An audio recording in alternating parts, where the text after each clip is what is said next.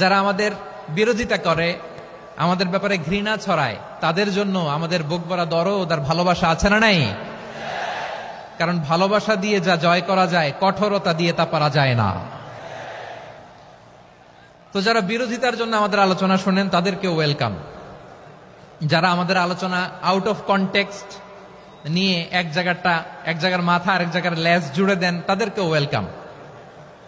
তো যশোরের প্রোগ্রামের এক ভিডিওর পেছনে আমাদের কিছু দিনী ভাইরা 6 বছর আগের এক অডিও ব্যাকগ্রাউন্ডে জুড়ে দিয়ে বিভ্রান্তি ছড়ানোর জন্য সোশ্যাল মিডিয়াতে ছড়িয়ে দিয়েছে।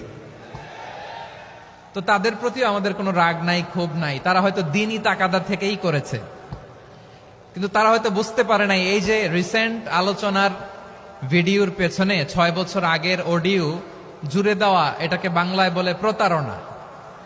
কি বলে? প্রতারণা, ধোঁকাবাজি। এখনকার আলোচনার ভিডিও আর ব্যাকগ্রাউন্ডে এডিট করে লাগিয়েছে 6 বছর আগের অডিও।